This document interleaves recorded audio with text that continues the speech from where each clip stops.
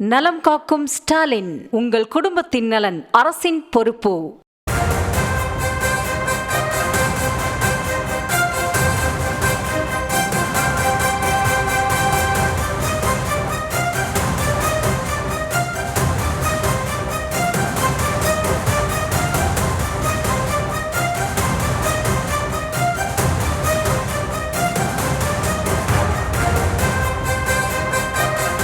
அண்மை செய்தியை பார்த்து கொண்டிருக்கிறோம். எதிர்க்கட்சிகளுக்கு பிரதமர் வேண்டுகோள் விடுத்ததாக தகவல் கிடைக்கப் பெற்றிருக்கிறது.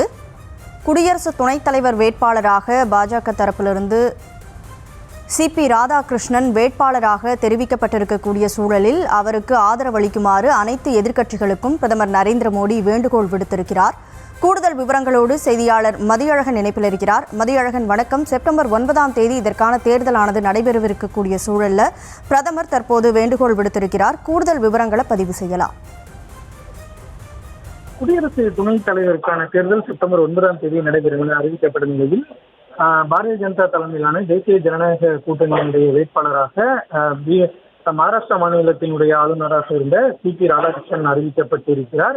இந்த நிலையில் அவர் இன்றைய தினம் அந்த என்டிஏ எம்பிக்களினுடைய கூட்டத்தில் வேட்பாளர் அறிமுக கூட்டமும் நடைபெற்றது. இந்த நிலையில் அந்த கூட்டத்தில் பேசிய பிரதமர் நரேந்திர மோடி எதிர்க்கட்சிகளுக்கு கோரிக்கை ஒன்றை வைத்திருக்கிறார். அதில் கட்சி பேதமின்றி அனைவரும் சிபி ராதாகிருஷ்ணனை ஆதரிக்க வேண்டும் என்று எதிர்க்கட்சிகளுக்கும் பிரதமர் நரேந்திர மோடி கேட்டுக்கொண்டிருக்கிறார். மேலும் ஒருமனதாக சிபி ராதாகிருஷ்ணனை வெற்றி பெற செய்ய வேண்டும் எனவும் எதிர்க்கட்சிகளுக்கு பிரதமர் நரேந்திர மோடி கோரிக்கை வைத்திருக்கிறார்.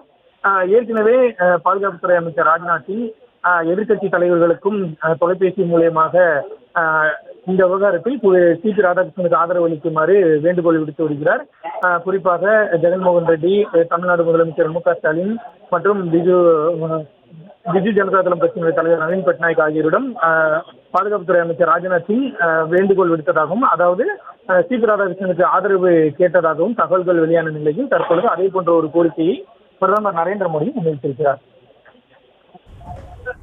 விவரங்களுக்கு நன்றி மதியழகன். நலம் காக்கும் ஸ்டாலின், உங்கள் குடும்பத்தின் நலன் அரசின் பொறுப்பு.